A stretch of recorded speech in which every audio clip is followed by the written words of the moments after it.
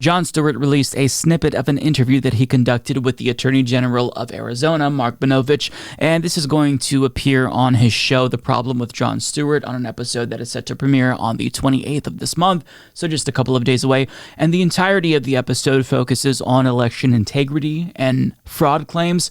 And basically, in this interview, Jon Stewart is going to try as hard as he possibly can to pin down this weaselly politician, but as you're going to see, he's going to use every single rhetorical trick in the book, and it's evidence that these people are incapable of being honest, even if they know that the facts are not on their side. So let's watch, and then I have a lot to say about this when we come back. Right now, we have about, I think, almost 20 criminal cases related to the 2020 election. Out of 4 million votes. Yeah, no, I'm talking in facts, John. But the reality is there are millions of people, not only in Arizona, but people throughout this country that think the election is stolen. There's people that believe in angels, but that doesn't mean you launch an investigation that angels changed ballots. Like a bit of a tautology.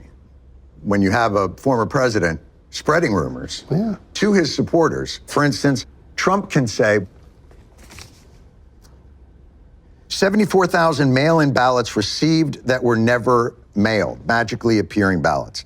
168,000 fraudulent ballots printed on illegal paper. 36,000 ballots illegally cast by non-citizens. Now, the truth is, none of that was real.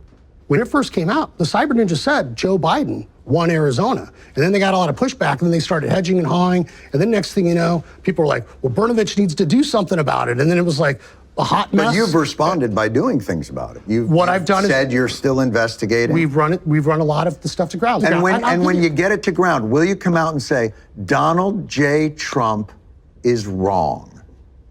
The election in Arizona was fair, not stolen, and not fraudulent. I've always been a straight shooter, and once all the facts and evidence are John, come on, man. I'm telling you. You have found no evidence that the election in Arizona was fraudulent or stolen from Donald Trump. Donald Trump lost Arizona, period. I've said that from the very beginning. There have been isolated incidences thus far that we've identified, and we are prosecuting. Yes. We still have some active investigations going on, but people can draw their own conclusions. There is no, people cannot draw their own conclusions. That's the point of the law. Yeah, it is. The law is that you have facts and you have fiction. Right. The fact is, the election in Arizona was well run, not fraudulent, and not stolen from Donald Trump, according to even your investigation. I have never said. Why is it so hard to just say yes to that? I guess because I've spent most of my career as a prosecutor, and we still have some ongoing cases. So in your mind, John, you still feel like after all this, you're going to discover a concerted effort to steal the election from Donald Trump and that it was fraudulent. Is that what you're saying? No, that's not what I'm saying. So why can't you say the election in 2020 was not stolen or fraudulent? And we all know the answer to that. It's because it would be bad for his political career. Ironically, if he doesn't lie about the election, which is bad for democracy, then people won't vote for him. Which is why people like him continue to pretend as if fraud was so prevalent in the 2020 election that it cost Trump the election when it did not. There is no evidence that there was fraud sufficient enough to tip the scales in Joe Biden's favor. The anecdotes that you can find are statistically insignificant. And oftentimes, those are Republicans who are guilty of voter fraud, but still, in those limited instances, it isn't sufficient enough to change the outcome of the election. But they continue with this lie, and it's not dying down. And if anything, it's getting a lot worse. Now, the most telling part was where Jon Stewart pressed him to say, will you say Donald J. Trump was wrong, the election was fair, not stolen, and not fraudulent, after he concludes his little investigation? And his answer there was just insufferable. He said, I'm a straight shooter, but yet went on to claim that Trump lost Arizona, which seems like a concession, right? But no, because he didn't actually admit that he lost Arizona fair and square. So that's still leaving the door open. You can say Trump lost Arizona, but the implication is you think it's because of election fraud. So they're so weaselly Like the sleazeball refuses to admit what he knows is obvious, right? And one thing that these election deniers are doing, which I think is pretty savvy, is rather than just addressing whether or not they think the election was stolen, they'll use this coded language. And when they're asked about it, did Joe Biden win the election? They'll say, well, he's the president, so he won the election. But that's not answering the question, because you're leaving the door open to someone to interpret that as, oh, okay, yeah, he won because of fraud. But unless you say explicitly and unequivocally that Joe Biden won fair and square, you're pandering to these election-denying Republicans. And they're explicitly pandering to election-denying Republicans because, again, that's how you win a Republican election. We have seen what happens if you don't play Trump's game.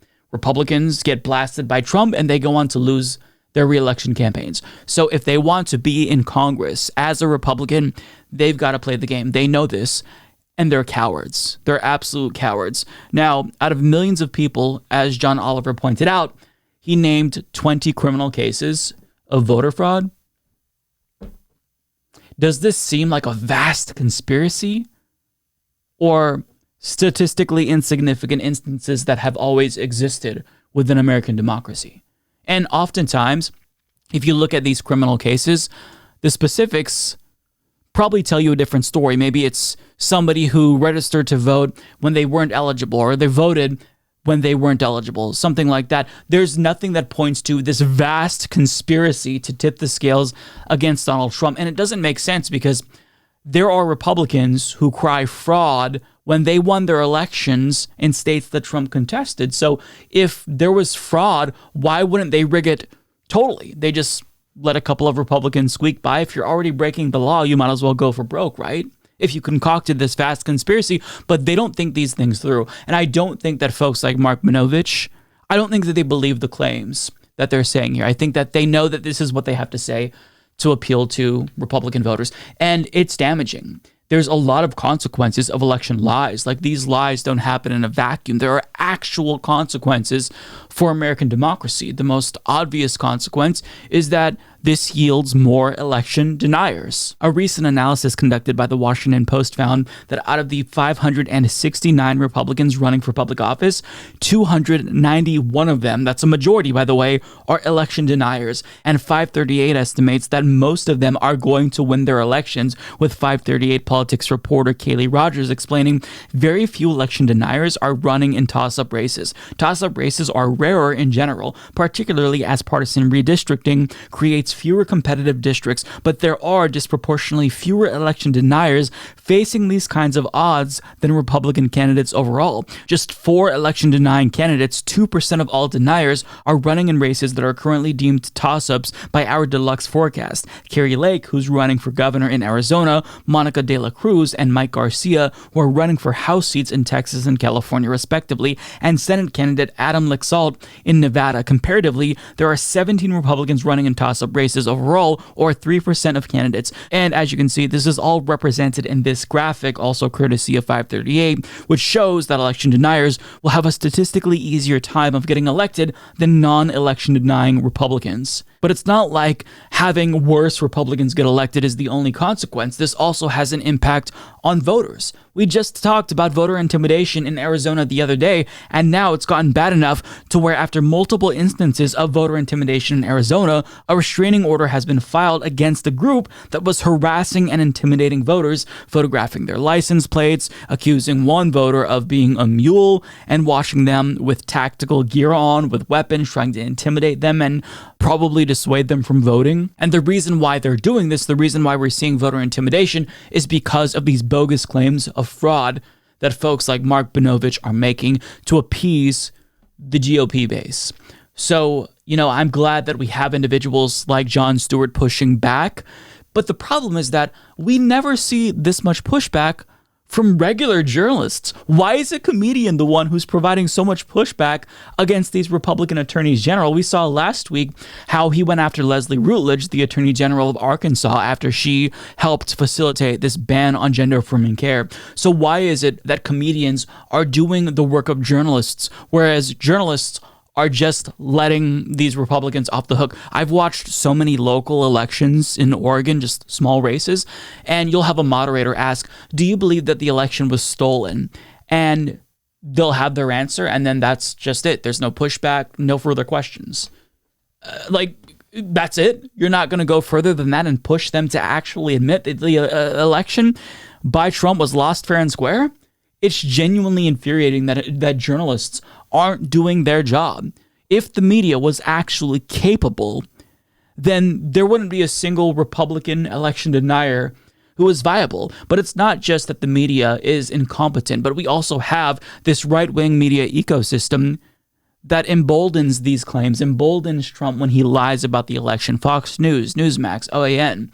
So that's why we're in such bad shape as a country, because how can we even go forward as a democracy? How can we even have a democracy when one of two major parties is dominated by Trump sycophants who believe that the elections were stolen in 2020 and are going to be stolen in 2022? It's just deeply frustrating, but at least you have some folks like Jon Stewart providing us with some pushback that is well warranted, but something that should be much more common when it comes to these claims that are demonstrably false. Do yourself a favor and click the join button on YouTube to become a member. Because Mike's doing a great job. Getting to watch his videos before everyone else is tremendous. Many people are saying this. Join today, folks. You won't regret it.